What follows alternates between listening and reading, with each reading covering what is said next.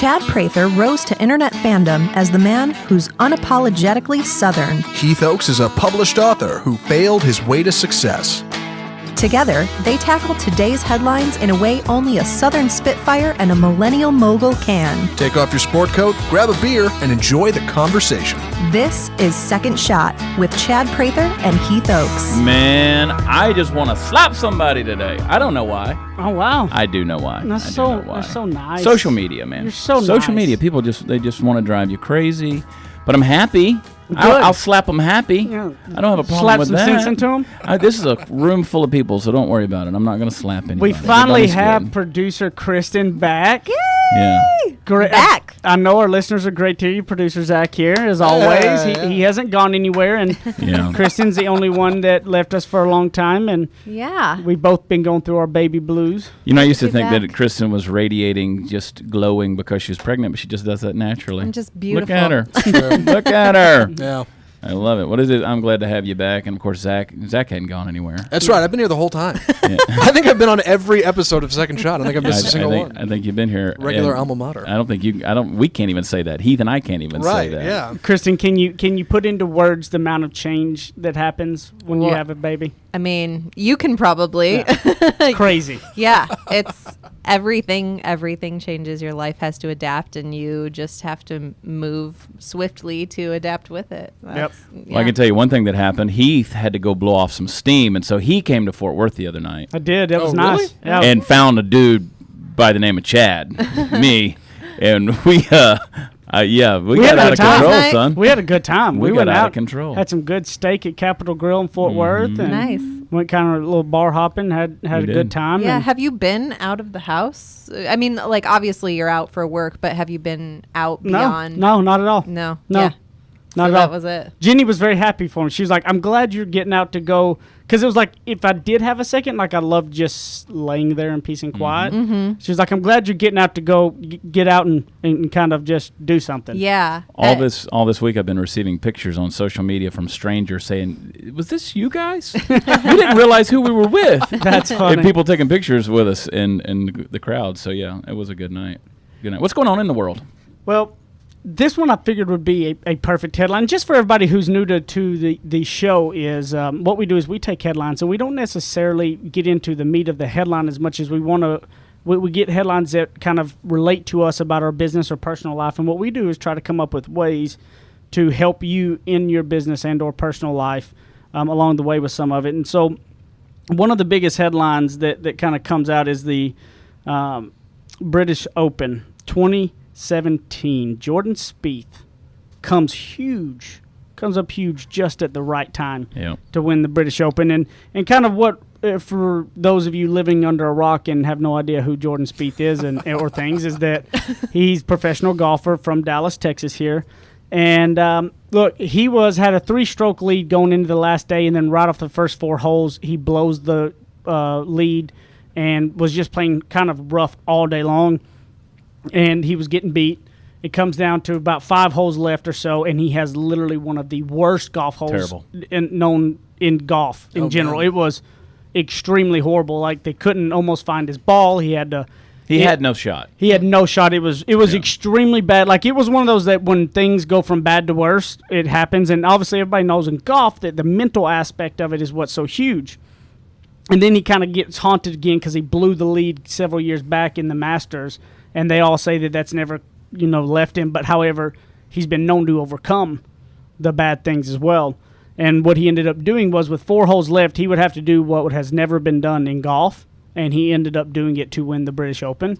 And, it was one of those that everybody in golf will tell you that the last day of the British Open will go down in history as one of the best golf rounds to ever watch, ever. And he come back and did it. So I know you probably watched a little bit of that as well, Chad, but what do you take from that headline? Well, yeah, he did the impossible. I've seen a couple of golfers who have done a few things. It was almost like it was their destiny moment in order to win that. I look at people and I in my own life, and I've been against insurmountable odds where all of a sudden you think, hey, everything looks really, really good, and then all of a sudden the wheels come off. That is what happens in life, unfortunately. Those are the unexpected surprises. What do you do with those things? Because, I mean, in Spieth's case, they didn't even know what to do next. Yeah. You know, because it was so uncommon. It wasn't about the next holes that he went off and pulled a miraculous, but he found himself in a situation where they didn't even know what to do next. What do you do when you get in that situation and you don't know the next step? You're trying to decide, because it looks like no matter where you go from there, it can end in failure.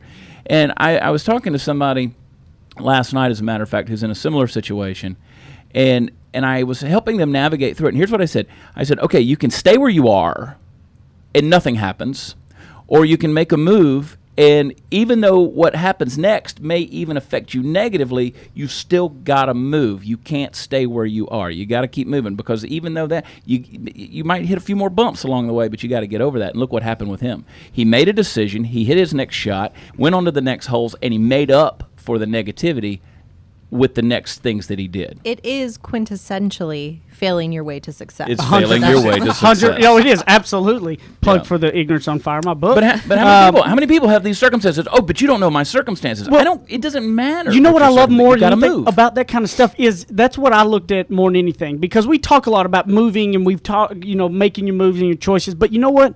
I hope we're anything. I love it when people think that they're the only one that bad things happen to. Look at him. Everything was going wrong for him. Everything that says you will fail and you will blow another massive lead.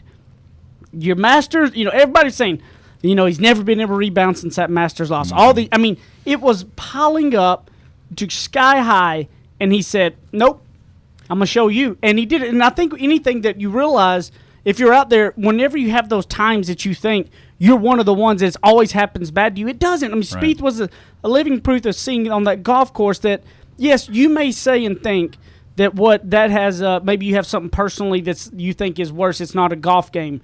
But you got to understand, that's his livelihood. And if he blows that, there have been golfers that have blown something like that that never rebounded, lost their contracts, and never played again. And that was extremely personally a bad thing for them. So looking at it, it happens to everybody.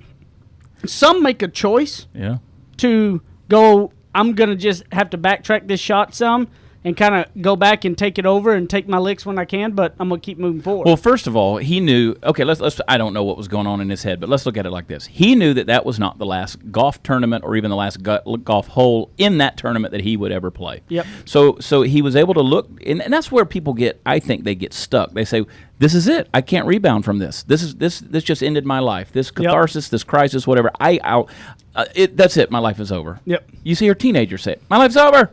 Well, obviously, it's not over. You have to be able to see the next hole, the next game, the next challenge, the next business, the next opportunity. And when you can focus on those things, I tell this funny story about this guy. I was fishing one time, and this guy, he put on the big inner tube thing around his waist, and he was up on top of the hill walking down towards the lake, and he was in a real big hurry, and he was so focused on where he was looking right when he took that first step. He was kind of hindered with that big inner tube thing, that he started running down the hill. He lost sight of where he was going. He didn't look at that there was a big hill in front of him. So he's running down towards the lake, and he hits the water, and he flips upside down, and now there's these two rubber legs just bouncing up in the air, and he can't get himself out of this thing. We went over, and we had to help him up and all this. And I look at that, and I'm like, here's a guy who in the course of going and doing something that he thought was going to be fun, you look at it and say, well, it's just a golf game. Okay, but then now your life's turned upside down because you didn't look far enough in front of you to see that there's a path you need to take that will get you to a point of success and all of those things. And it's all about seeing those things. I guarantee you in his mind it is. Whenever you have those times that happen, you have to find things that are challenging you. Yeah. The best way to stay positive, the best way to stay motivated is to find things that challenge you. If you go home every night and all you do is watch Netflix all night long and sit on your couch, eat bonbons, and have pity potties about yourself, okay? Pity potty, I said that like I'm pity potted me. That's all what's going to happen. But you know what? If you focus on trying to do things to challenge and grow you, when you are growing, learning, and challenging, you will feel better. You will be more upbeat. That's why I learned to be a pilot. I was bored in my life. I realized that outside of work and my wife, I had nothing else holding on to at that moment, and I was getting bored, and it was spilling over to being bored in my other arenas. Yeah. And that's when I decided to become a pilot. And when I did, I started growing and learning in all areas because something about it sparked my mind with it. So I challenge you to, if you're in the rut, look beyond that one golf hole. So look beyond where you're at and say, what can I do to challenge myself to learn? Yeah. Whether it's picking up knitting, whether it's you've always wanted to play a piano, play a guitar, do something to challenge yourself. Yeah. It'll get you out of the funk. Hey, and look at Spieth. Worst case scenario, he comes in second in the British Open. How many people can say that? Oh, yeah. Well, he in the came bigger in picture? first, and how many millions did he win? Exactly. So look at the big picture. All right, we got to take a break. There's so many things we could say about the legendary, soon-to-be legendary Jordan Spieth. He's a good dude. All right, hang on. Second segment, second shot. Be right back.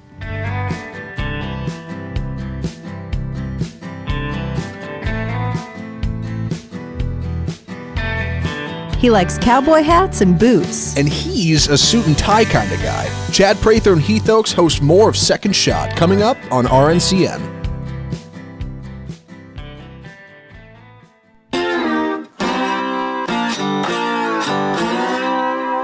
Ready, aim, fire.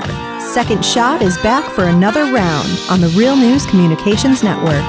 Put the gasoline in the Bronco and get it ready because the juice is loose. Listen, how funny would it be with Ford when they released the new Bronco? Have you seen the concepts for the new Bronco? If they released the new Bronco and had OJ do the commercial for the Bronco, like how awesome would that be? Would that not be? That would be a great marketing because you know how much that would be shared. I'm gonna think no. Like when you buy it, the window comes with an OJ applique that you can put. Without a and doubt, use it in the carpool lane. You can put Al Cowlings in right there in the front window and OJ in the back. They should have an OJ edition Bronco. Yeah, the Simpson edition. I It's love like it. really fast and gets Simpson away. edition. Wow. Wow.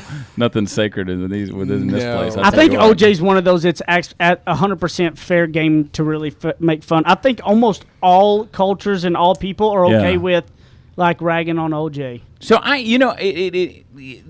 gosh, it's tough. I mean, you're right. I agree with you on that. Because I don't care. I think it's one of the very few people. Because I don't care. Like I heard a lecture from Alan Dershowitz. Alan Dershowitz, who is 100%, he was one of OJ's attorneys, and he said about, the murder trial. He said, look, he did it, 100%. He did it, but there was splatter evidence and stuff that was placed by the police, and we couldn't allow that evidence to stand. Therefore, I justified getting him off on the basis of there was bad evidence because the law doesn't have emotion. And so I went by the letter of the law, and we got him off. And so on the basis of the letter of the law, not emotion, we got him off.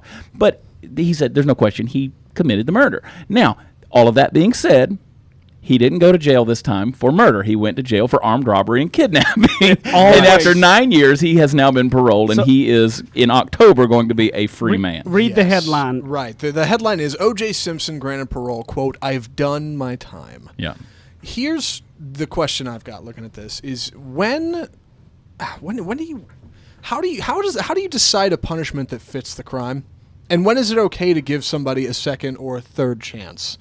How do you decide if somebody does something wrong that, all right, this is the proper punishment for this thing, and then once they get to the end of that, is it time to say, all right, well, you've done your time, here you are, or is it okay? Maybe we should step back and reevaluate this. Was this Zach? When you ask a question, what is proper punishment? Give me an example in a personal aspect, because obviously, because I'm not a judge or anything to do like a legal stuff. So, what are you referring to with that? Like in a personal, like if somebody does you wrong or in personally or something? Well, here's the thing. I had a conversation when OJ got paroled with somebody who said, well, he did his time for the crime he had. I'm like, right. And I'm an unbiased, I should say I'm a biased guy in the way that if I was one of those people in the Nevada parole board, I would have said, well, no, of course you can't let him go. Come on. Like, this is our chance to keep this guy locked up for good. But he did his time for the crime he had, and therefore they let him go. It was a unanimous decision. So, how do you step back and look at it from a non-biased perspective and say, well, they did their time. They served their sentence. You know the best thing that I always do with all that is I don't care about it.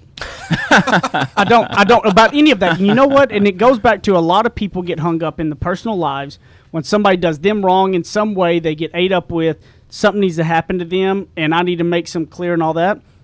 Look, God is the only judge in my life at the end of the day when it comes there. I don't get involved in the judging world because all that does is make me miserable. I don't judge people by their actions, their thoughts, and what they do. It's not up to me. I don't wish bad on any people, even people that have done me wrong. I believe that when I got that aspect of my life down, where I literally do not judge people, and that how much judging can ruin and run your life in so many ways of thinking this person is that. When you really get that escaped out of your mind, things get so much better for you. When you don't care or worry about other people's, because again, it goes back, what goes around comes around. OJ may not have got back then, but then he's an idiot and gets done for something really stupid of stealing his own stuff that's even more of a mockery and a joke, what he got caught on. And I think that we too many times in today's world spend a lot of our brain power on judging other people and their actions and what they do, and all it does is run our life. Like, it's just crazy to me.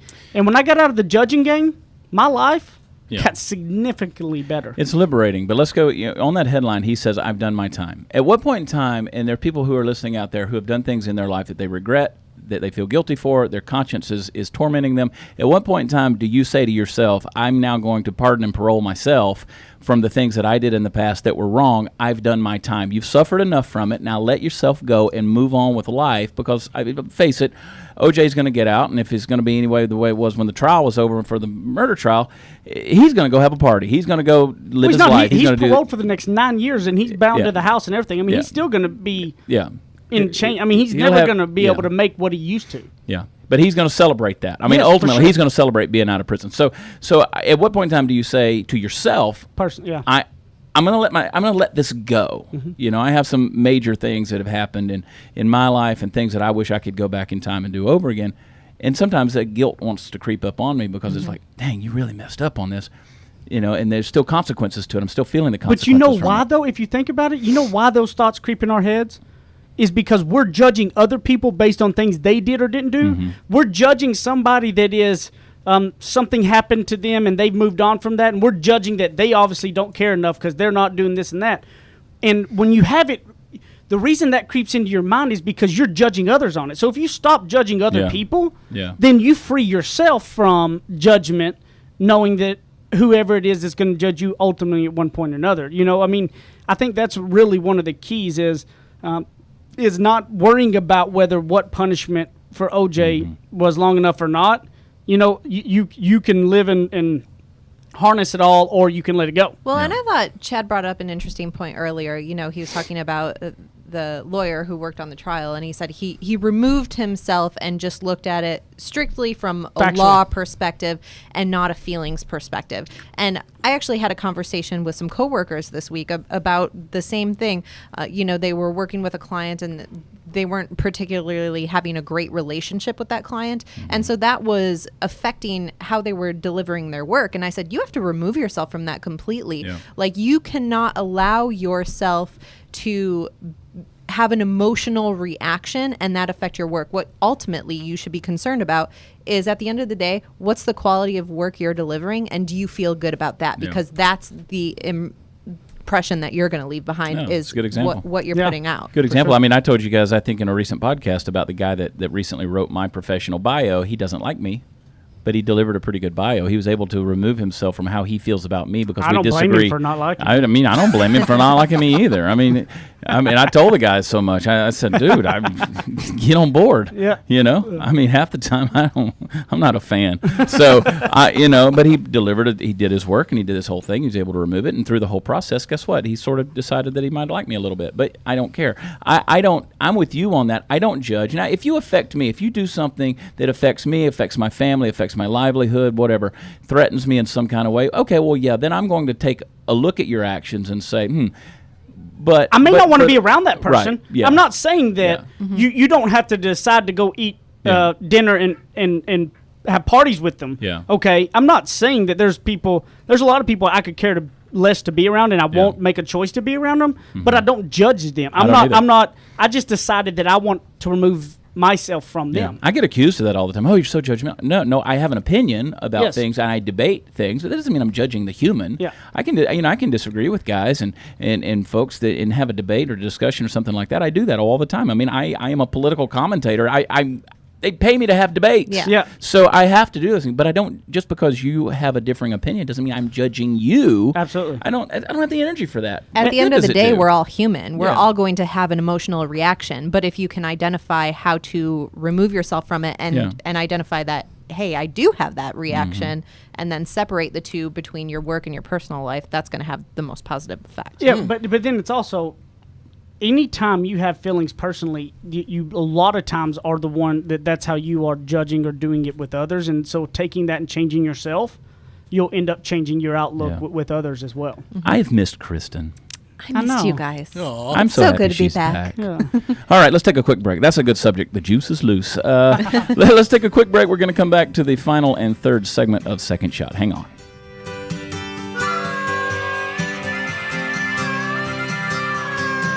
Now that's what I call ignorance on fire. More of Second Shot with Chad and Heath still to come.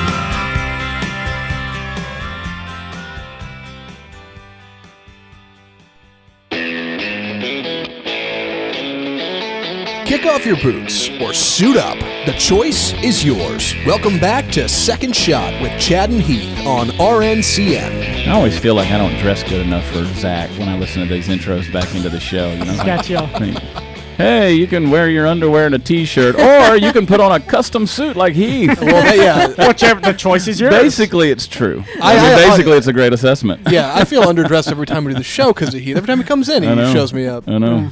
Well, that I can tell you what, I would much rather be in what you got on. When I'm not working, that's what I'm in. Well, I don't wear the cowboy hat. The cowboy hat isn't me.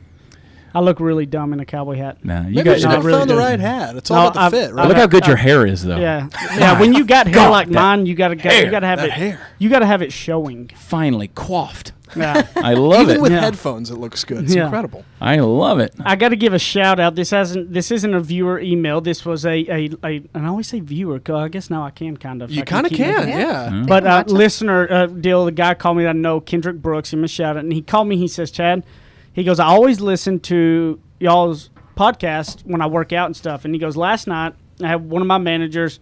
We got into a big blow up fight. Like we were absolutely 100% not seeing eye to eye on anything. And, and by the time we went to bed and stuff, he goes, it was like bad. Together? Yeah, they were on the phone, and they were on the phone with each other and had big disagreements. He goes, none of us were seeing each other's side of anything, and he goes, and it was really bad, like it was not good. And he goes, the next morning I got to work out, and I was getting caught up on your show, and I heard the one about the prefrontal, the prefrontal cortex. Frontal cortex. And you're talking about taking the emotion out, and he goes, and it hit me. He goes, oh my God, that's exactly what we were doing. We were and he goes, I sent that to him, then I called, and I reflected on it, realized where I was wrong, called him, told him I apologized, and he goes, he told me, he realized his things, and he goes, we've moved on. He goes, that was one of those things. He goes, I've told my wife, my sister, all these people. He goes, because it makes so much sense now. Remove the emotion, when it folks. happens. And so I want to give him a shout out, because I think that was awesome to know that, he obviously. That's good feedback. He thought that, he said it's changed it. It's helped him dramatically. You got to remove the emotion. It's hard. Yep. No, it's not. But once you do have the knowledge, it's easier. Yeah, I wish I was drinking one of these right here. It's not Scotch, people. It's a Monster Energy drink. I'll hold it up for the camera if you're watching on YouTube. By the way, you can watch these episodes now on the YouTube. Yeah. I kind of like it. I enjoy it. Yeah. The tube. I enjoy it. Yeah. Shut up, Zach. Don't be negative. No. I You're think just so remove the handsome. emotion, You have to man. put the camera on you. I think video killed the radio star. I truly believe that. But I also he's see a the value in radio doing god. YouTube. It's- So I'm what like can him. I say? Hey, this is my bread and butter I'm with you. podcasting. We got a listener email this week I want to talk about. It's about Heath Oakes. Come on. Our wonderful, the man, the myth, the legend. Here it is. I had to, and so we take listener emails here, and so we need more. secondshotcast@gmail.com. Send us any questions or anything you've got. all right, so here it is. I had the privilege of coaching Heath when he was a senior in high school. Senior coach. I've never seen someone so determined. Heath tore his shoulder about halfway through the football season, but he refused to quit. He kept pushing through and played the rest of the season. I remember seeing Heath come off the football field after the last game and he could barely lift up his arm. There's a little more to this, but real quick. Heath, is that true? Oh, yeah. I tore it all, shattered it. I'd never heard that story. I wasn't that good. Like, I wasn't a very talented person. Like, I wanted to play extremely bad. Yeah. But I didn't have the God-given athlete. I was the slowest on the field. I mean, it was bad. Like if I was your mother, I would be furious. Yeah. Well, they didn't know exactly how bad it was because I knew I knew it was jacked up. So I knew if I went to the doctor that they would tell me I couldn't play. I mean, Coach Sibley and them, they pop it back in place 8, 9, 10 times a game. A game. That's nuts. No, that is not right. Yeah. We were a small school. We didn't have a whole lot of people to be playing. So I knew if I wasn't, then it would It hurt doesn't my other matter. teammates. What's more important, your livelihood or your football game? It was a blast. The game. Listen, they don't mess around in Tyler, Texas between slapping the bag and football. Yeah. Slapping the bag, dude. That I'm not going to let phrase it go. keeps coming I know, back. yeah. I'm going to keep that coming around. The rest of it, I've attached an article titled Coaching Up a Storm from the Dallas Morning News that ran back in November 2005. Article's an exclusive look into the athletic director, head football coach that I worked for and Heath played for at his school, his school district. The subtitle is Head Coach Has Turned a Succession of Small-Town Football Team into Winners, but at what cost? I think there are lots of leadership lessons to be learned there, lessons on what not to do. Now, here's what's interesting. I missed the part that this was Heath's coach. I read the article. It's pretty fascinating. It's a look into a small-town coach who really was doing some things to win. And I wanted to see, Heath, this person was your coach. What do you think? Yeah, I think the headline, too, in general, which is what it takes, there's a lot of times that what are we giving up and at what cost that it can cost. I'll tell you, Coach Sibley was at that time we did not have great leadership at all there. And it was a struggle for a lot of people to go through. This guy had a really long track. I mean, obviously, in Carlisle, Texas, is where I went to school, at way out in the middle of nowhere, that the Dallas Morning Telegraph did a massive article on this guy. So obviously there was a lot of years in many schools that had been under his reign that did not go well, and so they did a pretty big deal with it. There was only about 2 or 3 coaches even left to be there even that early in the football season. Coach Sibley was one that stayed, and I will say that he was one of the guys that had extremely strong integrity, character. He was a family guy, loved his, like, he was the epitome of what you would want your kids to be around him as your coach. Like, if he was your kid's coach, you would want him to be around. He was an example. He was always doing it right. And I look back and I used to wonder why he stayed, why he didn't quit when everybody else quit, and he stayed there under that because this head coach belittled everybody in front of people. It was not a good situation. And I look back and believe, Coach Sibley stayed there because he knew if he was gone, that lied there for kids that we were wouldn't have anything positive to look at. And this coach was one of those that, he can't even coach in the state of Texas any longer. He's barred from that, and I'm pretty sure he can never get a job ever again. And as a kid, I look back and,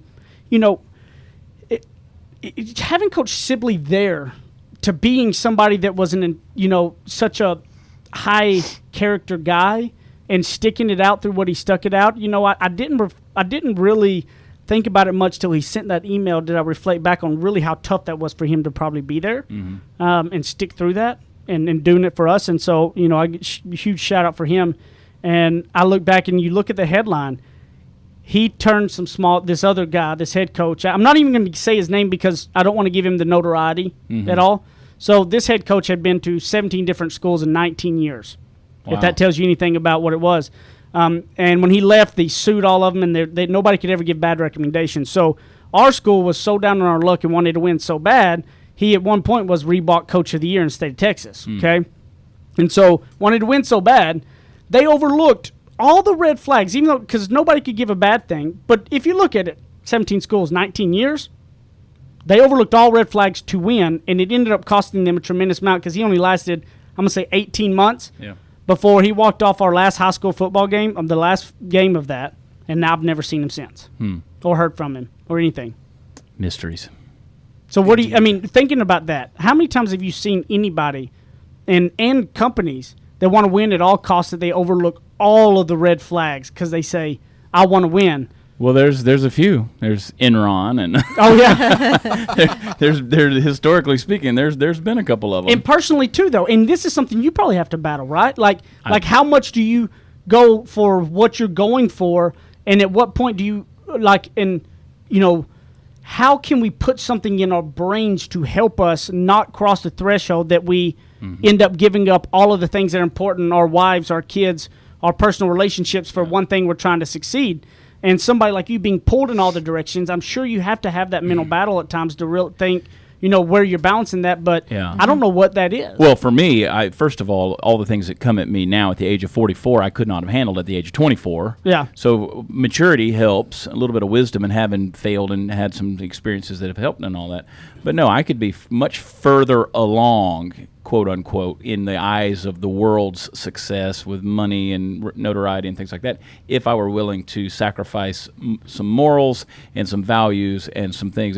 But I've learned that no, if it's not me, I gauge everything by peace. What's in my soul? If I have a bad feeling about it, there's like no peace about something, I'm out. And don't you think everybody has that? I think when the people that everybody should have that. I think they lie if they say, "Oh, I didn't realize I was going off that bad." Yeah, you did. You knew something in your gut said. Yeah.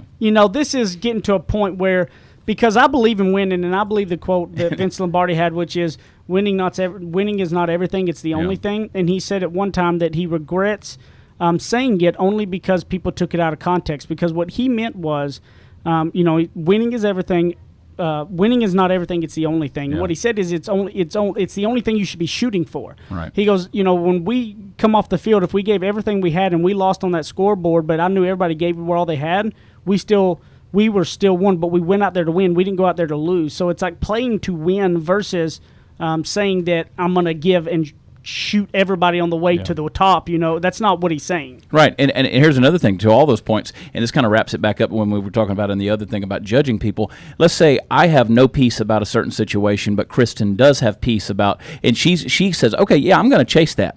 But I look at her and I'm like, Say I judge her because I'm thinking, no, she shouldn't do that. That's wrong. Because that's not yours. Well, it's not anything that's immoral or illegal or anything like that. I just didn't have a peace about it. But I don't have the right to judge her when she does have the peace about it. Very and true. so a lot of times people look at that and they say, oh, well, that person, how he got successful? Well, he didn't get successful by doing it.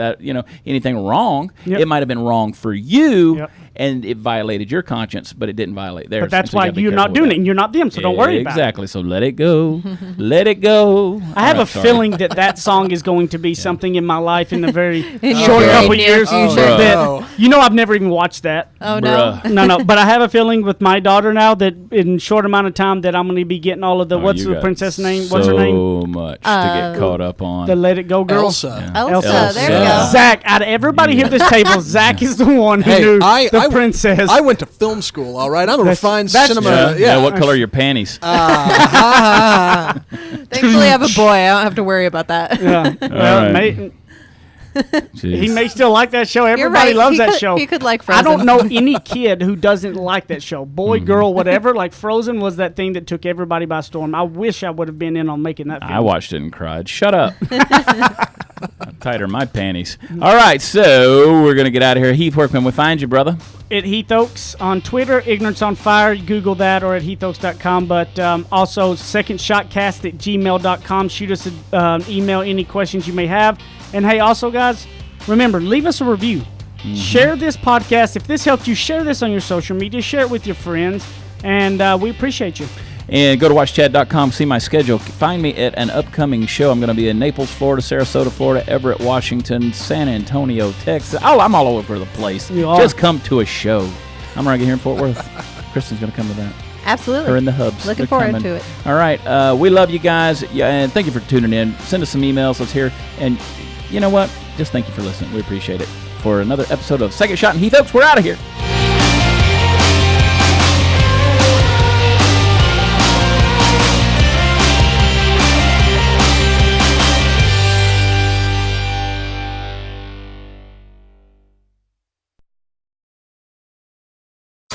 You're listening to RNCN, the digital destination for premium talk radio.